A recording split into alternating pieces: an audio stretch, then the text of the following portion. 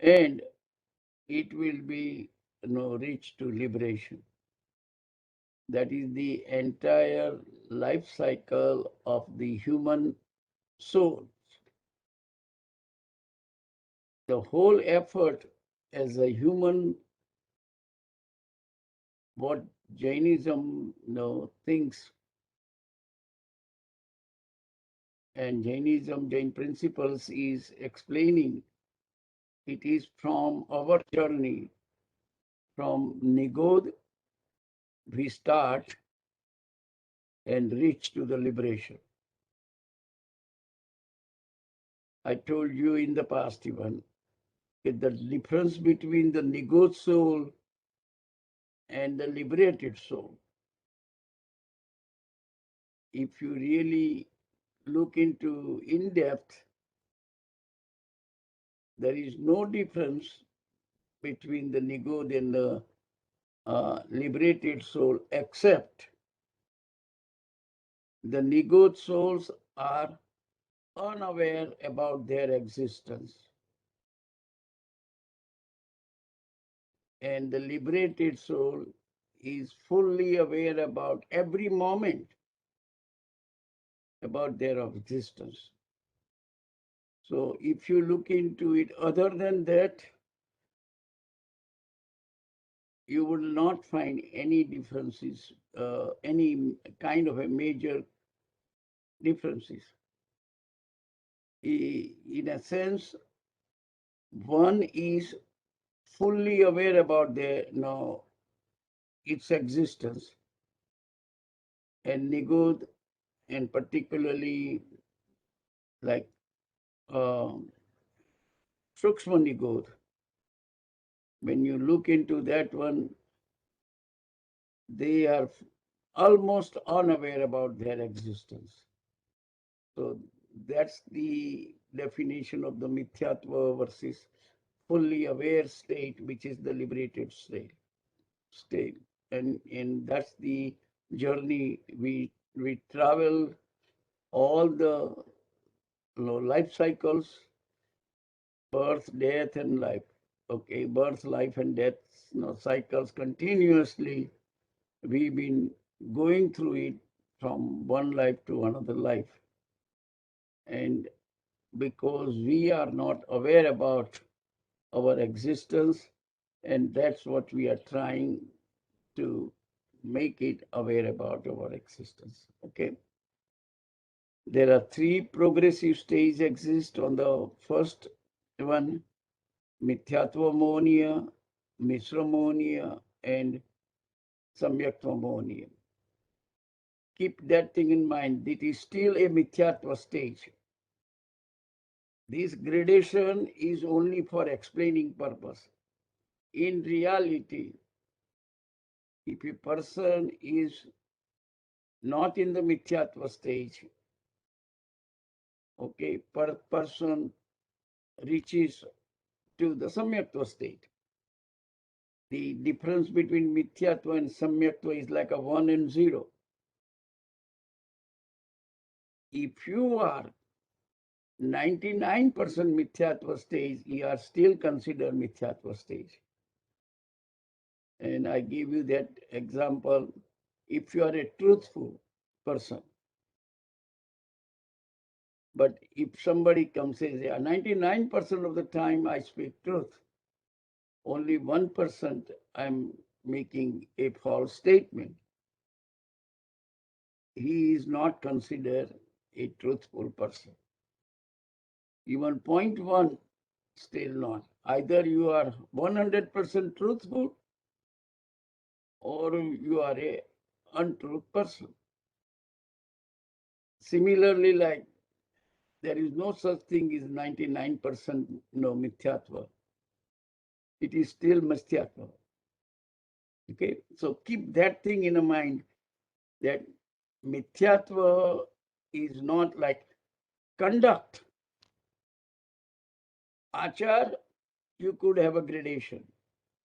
No, you are practicing Sravak and Sravika's achar, or you are practicing monks and nuns achar. These are the different gradation. Okay, But that is a real gradation for conduct point of view. Okay, once you decide to renounce the world, take the Diksha, then from Shravak, you are moving towards the full Mahavrat, from Anuvrat to Mahavrat. Okay, so your Achar has significant gradation, and ultimate Achar is the one will bring you to liberation. Okay, once you are reaching to all the way to the 14 stages of the Gunasthan. So the Gunasthanak stages is really based from 4th to 14 and nothing but the Achar. And in Jainism, the Achar is only called, that's always keep that thing, but how does the Jainism define Achar? Achar is nothing but directly related to Kashai. So the different gradation of the Kashai, which is Krodh, Man, Maya, Lobh, and all that one. Okay, and that's where you really decide how you are progressing from 4th to 5th and all that one. So let's keep. I just wanted to little bit overview first. Now the first Gunasthana, 3 stages, soul migrates to the 4th after acquiring the right knowledge and having the right conviction on that knowledge. This is the most important sentence. You got to understand properly. Okay, right knowledge means you have a proper understanding of reality, or you have a proper understanding of the qualities of soul. They are all similar things, same things in a sense. Okay, once you understand the qualities of the soul, and it fits into your logic. Okay, right knowledge, and having then and then you will have the conviction in that knowledge or faith in that knowledge. But without proper understanding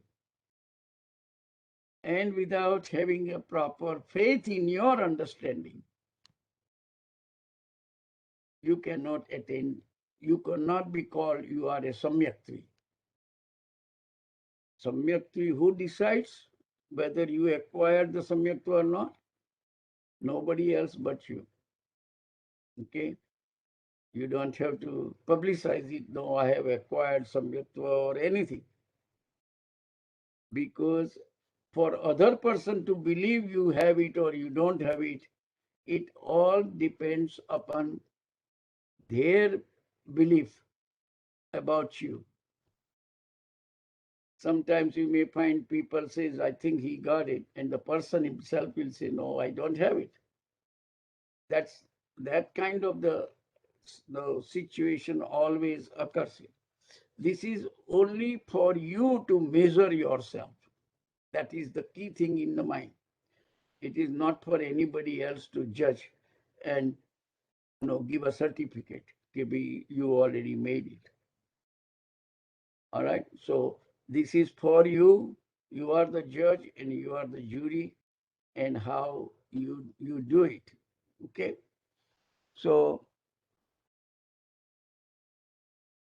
from first you don't go to the second and third, but you, like I told you in the beginning, you go to the 4th one directly. But at least what are the qualities of the second and third? The Saswada stages of having tasted belief. What it means, you have already went to 4th and you started falling down. So that's when you falling down, you come to the 3rd, then 2nd, and then go back to the 1. Okay, that's all, because all Gunasthana is your state of mind. Sometimes your state of mind is very high pious, and sometimes not so pious, or sometimes no, it's a sinful type of the state of the mind. But when you are on the second state, after falling down, when you start falling down, one has a taste of a true belief because you already attained one's fourth Gunasthan. This state exists only while actually falling down from the fourth to first stage. And that state is when you start falling down, you don't stay at that, in between all the states for a long period. They said how long you stay is only less than 48 minutes. That's the kind of a unit of measurement, means very short duration, very short duration. Now, the third stage is a mixed stage. The mixed or partially rational belief, partially rational and partially not. Blind faith, dogmatics, whichever way you want to use it, partial. Also, the condition of mind while actually falling down from the fourth to the first stage, you come to third. After the first fall, condition of mind going up from first to third. Like first time, you start from one to fourth directly. Then you fall down, let's assume, and you went back to one, and you started rising up again. At that time, you go to first to third and then to the fourth, because you know what is the third state. It's a partial things, okay? Mixed. It's a mixed rational and belief. So this is just has only nothing else but theoretical value. Both second and third stage is a temporary. Okay, there is not much explanation on that one. It just gives you the conceptual what kind of the qualities exist during the second stage and during the third stage, and you can decide for yourself where you are, okay, in that sense. So duration is also in this case 48 minutes. Samyak drashti or samyaktva, both are the same name, and that includes you have a proper faith and you are convinced on your faith. So you understand the proper knowledge, right knowledge and right faith, both together, it is called samyaktva. Samyaktva does not mean only right faith. Samyaktva includes right knowledge and right faith. Both are including. So the soul migrates directly to the fourth stage from first stage, first time, which is we already discussed. Soul possesses the right faith and right knowledge, but lacks the self-control or lacks conduct or charitra, whatever the words we use. Hence, it is known as avirat samyak drashti. No, you know your state of mind is such, you know what is right things to do, but you are not able to practice it. That is the stage. That is why there is an additional word added in the front saying avirat samyak drashti. It is a samyak drashti, but charitra is not there. Okay, you haven't taken the vows of the lay people. 5 Guru Vrat, 3 Shiksha Vrat, no, 3 Gunvrat. Sorry, it is the 5 Anuvrat, 3 Grunuvrat, and 4 Siksavrat. That makes the 12 vows of the lay people. It begins with the Anuvrat. Anuvrat means you are not fully practicing ahimsa, you are not fully practicing satya, you are not fully practicing non-possession, you are not fully practicing brahmacharya. Okay, so these are the kind of the things, but the reason you cannot even practice because you live in the society, you have the family. Okay, you got to take care of monks and nuns, the whole religion establishments. Okay, all the things depends on the lay people, and that's why they cannot practice ahimsa to the minute extent like what monks Mahavrat is explaining for them. Our Anuvrat for ahimsa is very clearly explained, and we discussed it in the past. So I'm not going to go through it, everything unless somebody has any question comes up. Okay, and we did that discussion that our Anuvrat only includes trust for ahimsa. We are not allowed to hurt for our usage, for our survival. Okay. The only things what we do is do not hurt any trust Jew. One sense living being, it is, we cannot survive ourselves because you need a food, water, that is, and shelter. Human being to survive, these 3 things you need. You need to eat food, get the nutrients, right? You got to drink the water, and you need a shelter.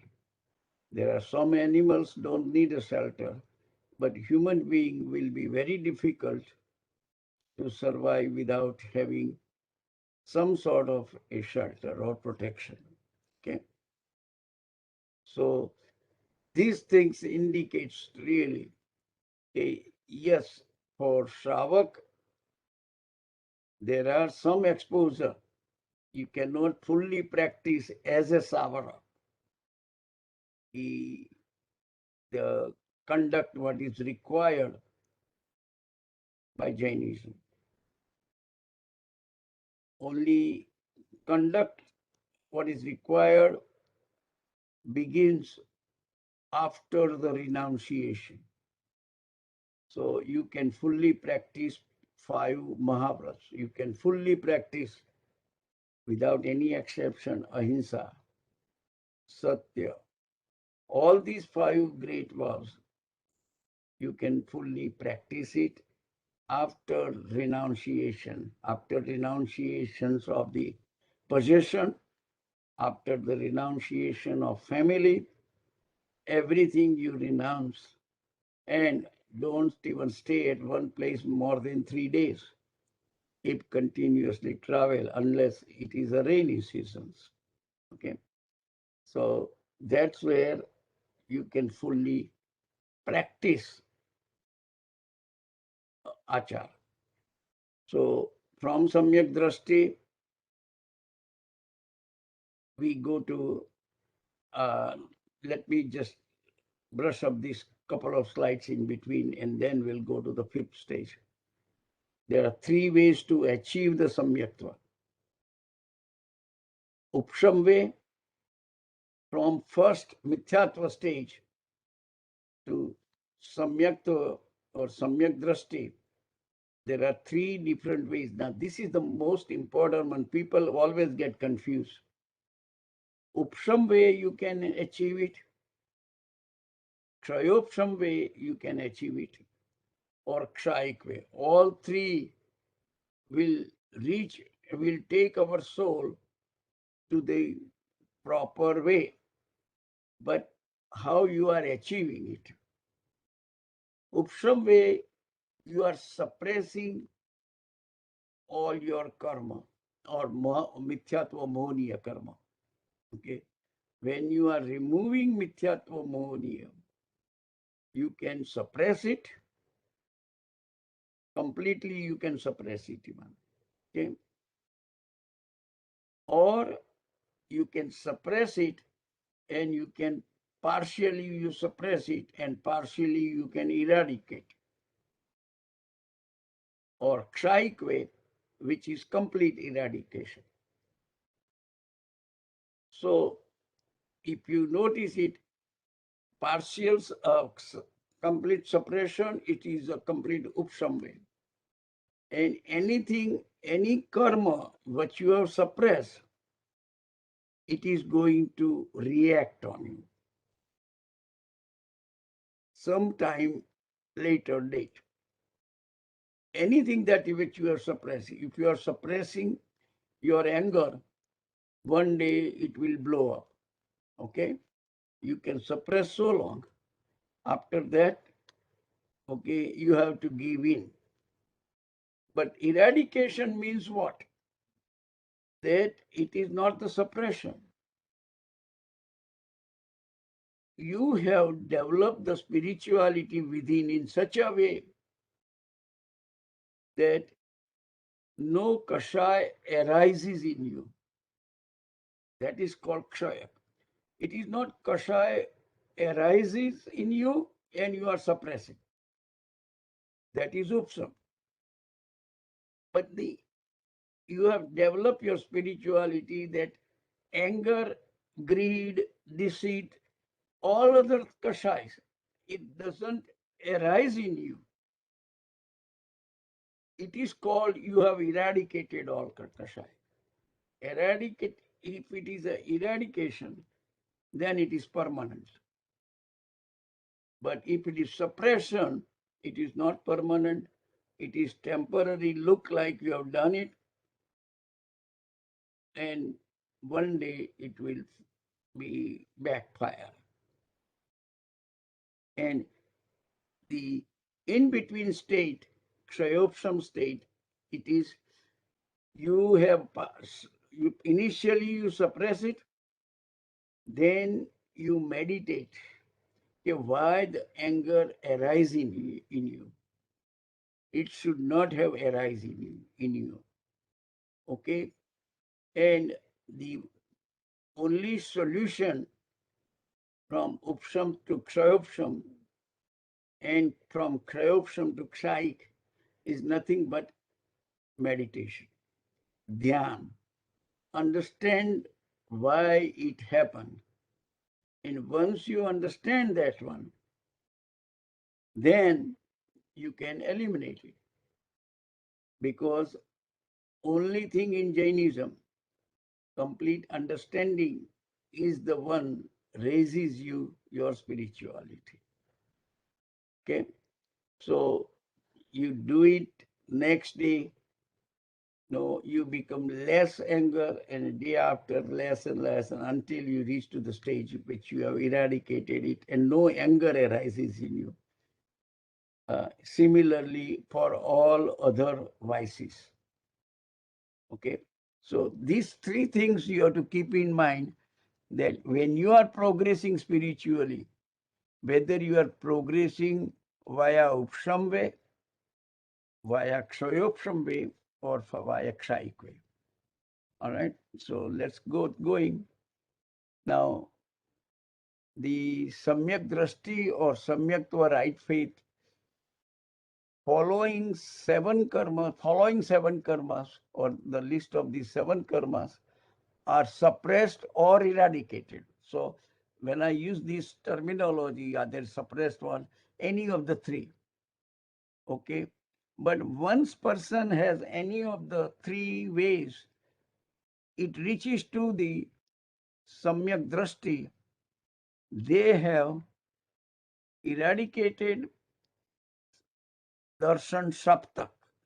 Means there are 7 karmas have been suppressed or eradicated, or anywhere in between the stage, which are the 3 types of the Mohniya karma, which is Mithyatva Mohniya, Misra Mohniya, and Samyaktva Mohniya. These 3 types of the Mohniya karma, and this Mohniya karma is called like Saddha or faith. Shraddha or faith, Mithyatva Mohniya, Misra Mohniya, and Samyaktva Mohniya. And there are 4 types of the Anantanubandhi Kashaya. Very intense passion is also eliminated from your life. If somebody attains the Samyaktva, any Anantanubandhi Kashaya, they have it, it is all gone. Okay, that is the advantage of the Samyaktva. Okay. So the 7 types of the karma you are no longer going to acquire in future, as long as you are on the 4th stage or higher. Okay, and this 4th is called Darshan Saptak. Generally, when you read the literature, okay, you will come across this one. A person attaining Samyaktva, at least now no longer subject to these 4 types of the highest order of karma. Okay, and that's it. So these 7 karmas are called darshan. Downfall occurs if the spiritual progress occurred by suppression of kashaya. Okay, you are progressing it, but then you're going to fall down. That's why it's a downfall occurs because of that. Next one is the 5th Deshvirti. Now, the difference